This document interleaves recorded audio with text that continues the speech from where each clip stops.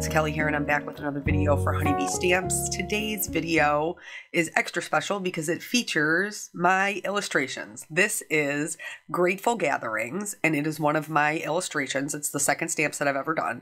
I'm also using the Bountiful banner and then the fall fancy, that's what they are, fancy fall layering frames. And so here, I just wanted to give you guys kind of like a peek. I did this with my last set and kind of showed you what they started out as. This is some ideas that I kind of played around with before ultimately moved on to this, which is the completed set in pencil form in my sketch pad. And then you can see it's almost identical to what we ended up going with for the stamp set. Super excited about this. I hope that you guys are too. The whole release from Honeybee is amazing. There's more lovely layers dies and 3D embossing folders, and there's just so much good stuff. But today we are going to make with my set here as well as the, what did I say? What are they? Again, fancy fall frames, and we're going to turn them into kind of like some vintage metallic photo frames because I think that's really fun for anything, but especially with fall coming up, you know, metallics and jewel tones and things like that. So here I'm stamping everything in the set, y'all. I'm stamping all of it. We're going to make 3 cards today. I am using our intense black ink from Honeybee to go ahead and stamp this down. Now, I knew A, I was stamping a lot at one time, and B, that I was going to, I've never inked these before, so I didn't expect a great result the first time around. They actually didn't do too bad, but I did stamp them twice. Let's get into the coloring. If you are a person who is here because you're like, Kelly, your stamp set came out a year ago and all I want to know is how to make metallic frames, totally get it. Jump to the 13-minute mark. That's where you want to go for the frames because we got to do all of the coloring first. Now, all of the, obviously they all can kind of work together and we'll go over that as we get further into the video because I wanted you guys to, I guess, see how I intended for them to work together. But I'm going to color this one piece here.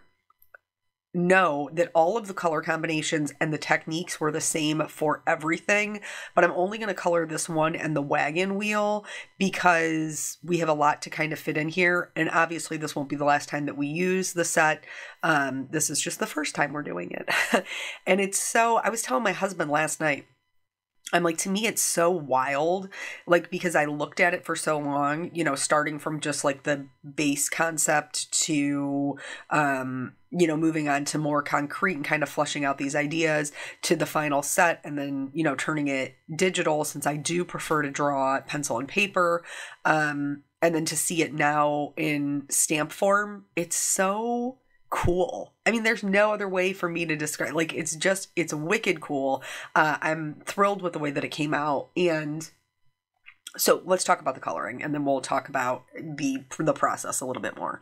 So when I do my illustrations, I always do a couple of mock-ups so that I can see how the sizes and how the pieces are working together. And when I do that, I do color a couple of them digitally. I always print them out and color them before I send them to the company that I'm working with. But just because that helps me see any errors, like when I'm coloring them, I can glaringly see like, oh, this petal is wonky, or there's an extra line here, or I need a line here, or something like that. But so when I did the mock-ups, this is the color scheme that I used because that's kind of how it came together with like oranges and peaches and some teals.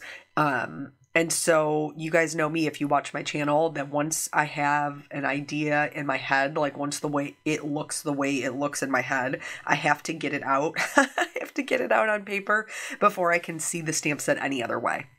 So these are a little bit more muted. Not so much the pumpkin. The pumpkin is still, you know, kind of that rust color jewel tone. But the rest of the colors are a bit more gray than I normally go, but I really love them. I really love the way they work together. For the Gerber daisies, I was looking at all the different colors that they come in, and they come in so many colors, that I saw a peach one, and to be fair, the peach ones had like a lime green center, but I was like, no, I'm gonna make it brown. I'm gonna do what I want. Creative license. But I really liked the way that those looked, and so that's how I ended up like with, well, I shouldn't say that's how I you guys know how I picked the color combination, but I really like the way that those looked. And then the orange, like that rusty orange color, I think is really pretty. Like I said, mine is probably a little bit brighter. As far as adding the shadows, I like detailed drawings. I like to draw detailed. So there's plenty of guidelines here to kind of show you where to put the shading. And of course, the 2 rules we always follow, which is any place where 2 points meet or any point where one object lays on top of the other, you'll have shadows. In this particular color combination, the darkest color, which is an E17, totally gets blown out by the lighter colors. So I almost always have to go back in with the E17 and just darken up my shadows, which is fine because I really love this peachy combination.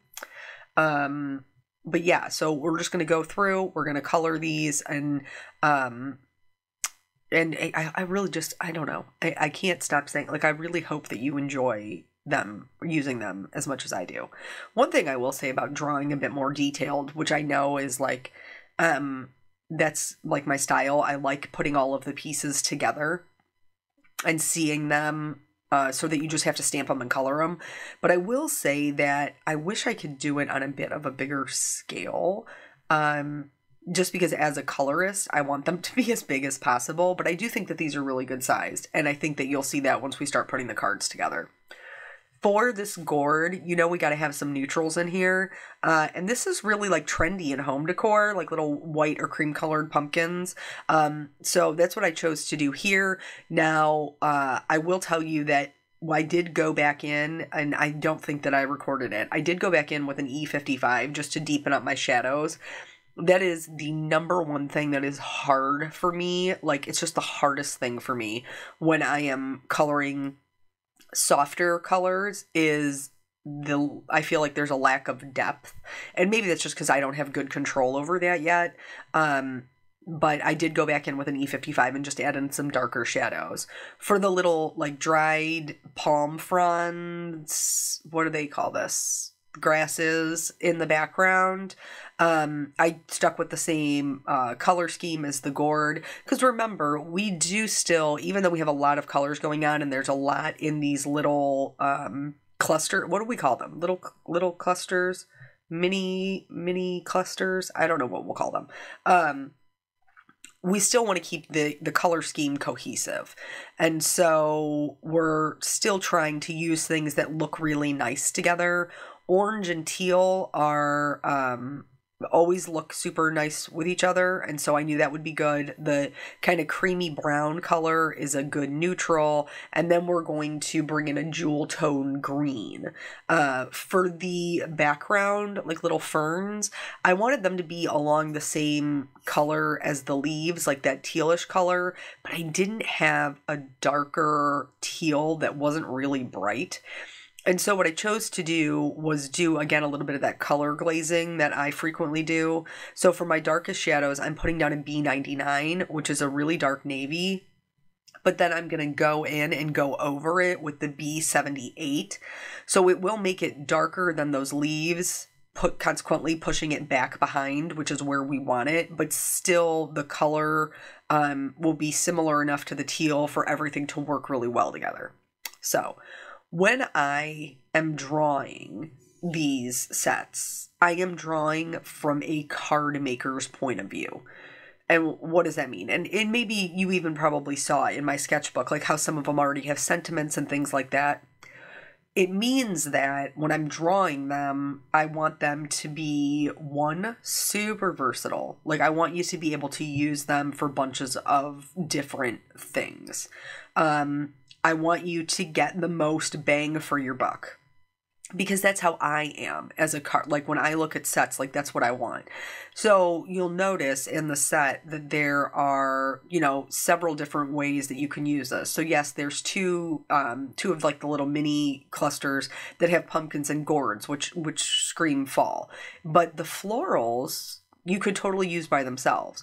All three of these will work with the wagon wheel. The extras that I show you or add in there are so that you can cut them out and, you know, kind of build up your own bouquets if you want. Or you can build onto the ones that are already there and make them fuller or make them your own. Let's talk about the wagon wheel real quick here. So for the spokes on the wheel, I'm just doing 2 colors. I'm adding shading where it meets in the center and where it would be like inserted into the wheel. And then I'm using the next darkest color, which is an E57, to just fill in the rest of the spoke. The outside of the wheel will be a little bit lighter, as well as the center of the wheel, because those would stick out farther, so they would catch more light. So you coloring those spokes a little bit darker is just a way to help push them into the background and for us to get a little bit more dimension. For the actual body of the wheel, I'm just adding shading closer to the spokes and leaving my highlight on the edge of the wheel so that, again, we have that little bit of dimension. So anyway, so when I'm drawing them, I'm trying to think of the ways that I use stamps as a card maker and how I want the pieces to be interchangeable and I want them to work really well. And sometimes when I'm having a bad day or I'm super stressed, I don't want to have to worry about putting something together. I just want to stamp and color and go. The other nice thing about them being so detailed is you could absolutely just stamp and heat emboss these and have a really beautiful image that you didn't even have to color if you don't want to, which I love. So here is everything colored up. Just like I said, could not love this color scheme more than I do. I think it's so beautiful for fall. And then so here I am just putting down my dies. The one for the wheel, you just want to turn it until you find the one that fits all of the spokes. I'm going to tape these in place. Honeybee is amazing at getting their dies as close as possible to their actual images, so I had no issues, you know, cutting them out. And then because I kept mostly a white background in all of these, I didn't even have to color the edges like I would normally do.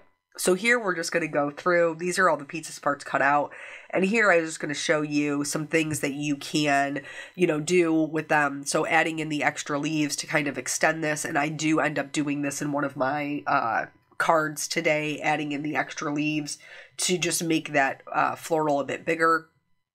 Here I'm just going to add in some of the extra pieces. The other thing you can do with the extra pieces, you could like stamp yourself a background. That would be super cool. You know, you just, to get more out of it. I want you to get as much out of it as possible. And like I said, all of these are made to go with the wagon wheel. So here you can see it with the smaller cluster, with the florals, and then with the largest cluster, which is I think how I originally had it drawn, honestly. Here, if you wanted to create kind of like a border, you absolutely could by, you know, placing them next to each other. If you're into masking, you could absolutely do that and stamp them on top of each other just to extend that out, give yourself a little border. But now we're onto the frames. These, Honeybee's been doing this for a couple of releases now, these layering frames, and I always love them. I'm always a big fan. This one in particular has a lot of really pretty embossed detail that reminded me of like leather, which you totally could do with the same color scheme. Here, I'm sorry it's so fast. We have a lot to cover. So I started with Brush Corduroy, and then I'm going to Vintage Photo, and then I'm going to add Walnut Stain. I'm not super worried about how well these are going to blend together because I'm cutting out all of my pieces out of this one piece for all of my frames. But you could do this with just brown cardstock and then do the metallic over top of it. But I find that doing the ink blending gives me a variety of color and a depth of color that a solid piece of cardstock does not give me. And so this is why I chose to do them that way. The reason that I am going through and making sure to add all of the color on this one piece is because, like I said, I am going to cut the all of my frames out of this piece. And then if you're not familiar with the layering frames from Honeybee, they all kind of fit into each other, but I'm going to use them separately. I'm going to cut them all together, but I'm going to use them separately. So this piece will go inside, and you don't have to use it. If you don't cut the inside piece, you'll be left with a solid background in the middle. I hope that makes sense. It will, I think, once we cut the oval frame, you'll see it's not actually a frame. It's truly an oval with embossed detail. So I line them all up. I put my tape on to hold them in place, and then I wrap my tape around the back to keep everything in place while I run it through my die cutting machine. Here, you'll be able to see how see how the center is still intact because I didn't cut out the next piece. But these two, because I have cut out their consecutive pieces, so I'm going to use this one as just itself, like the embossed detail frame. It looks really pretty right now without any of the metallic added, but we're just, you know how I feel about bumping it up a notch. Because this oval came out of the center, it does not have a lot of depth. So before I die cut it again, I'm going to go in and just add that shading around the edge.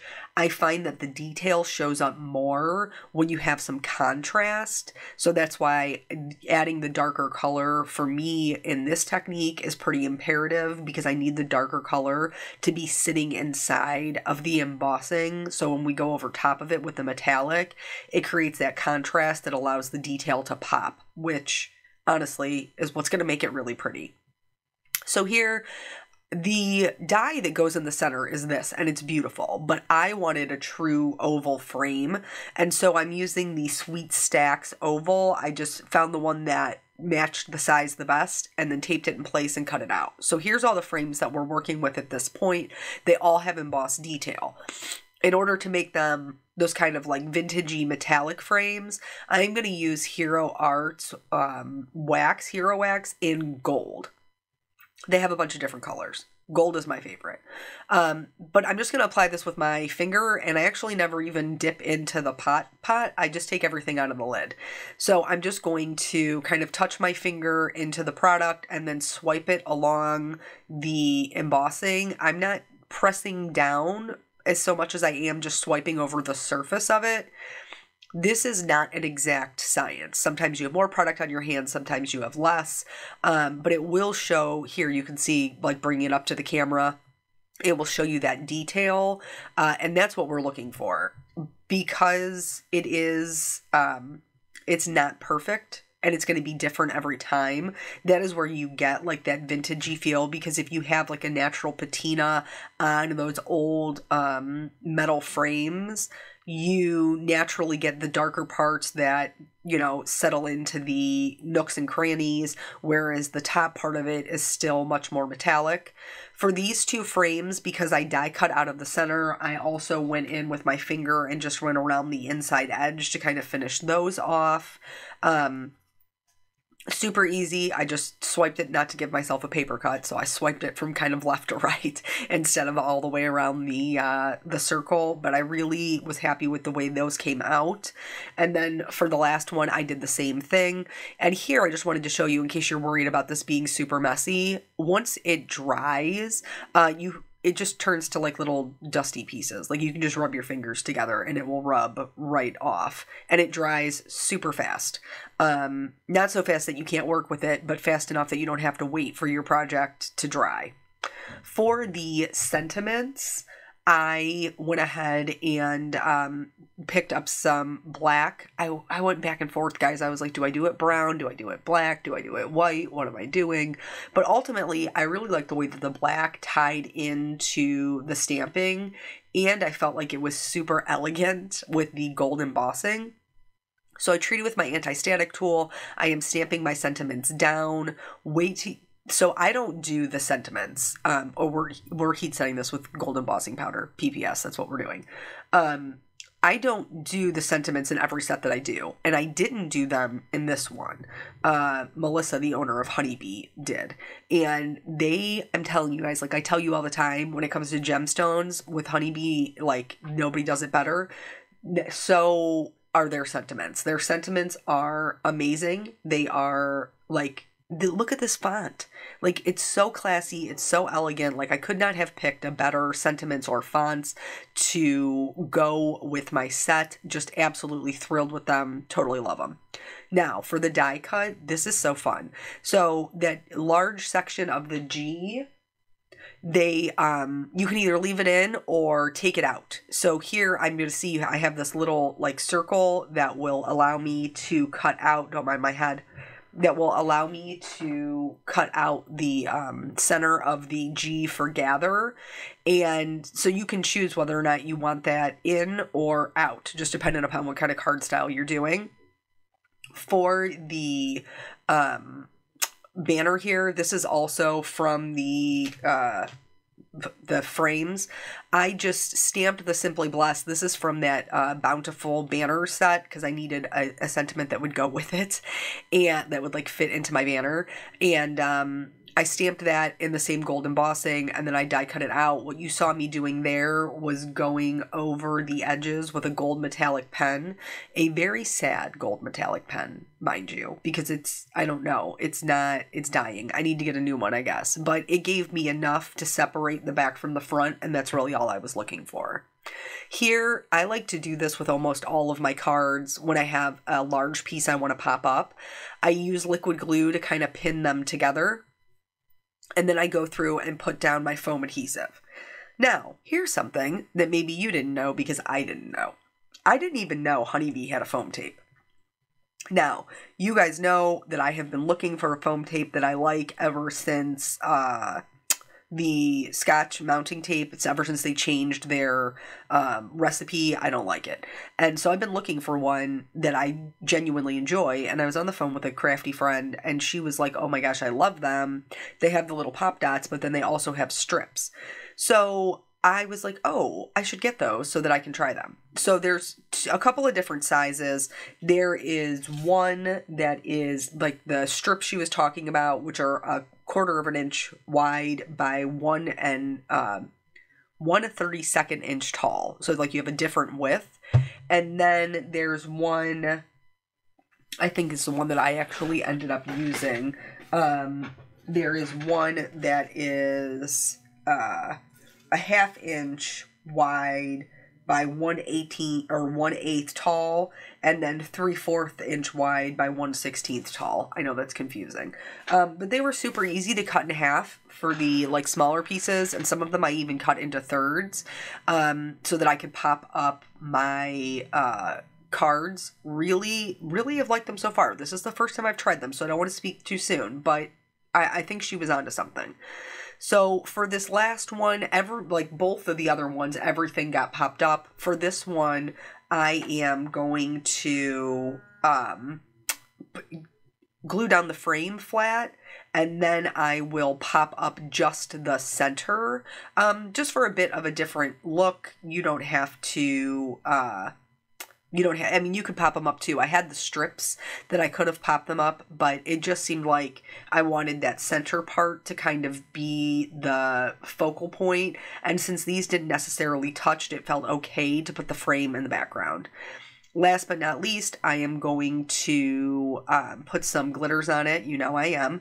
I'm going to put some glitters on them and then do some white gel pen highlights with the center of the flowers. And then that's pretty much it. That's all 3 cards. So I hope that you will check out the new Honeybee release. I hope that you learned a little something about maybe making some fun kind of metallic frames for fall or holidays. Thank you guys so much for joining me. I always appreciate your time, and I will catch you on the next video. Bye.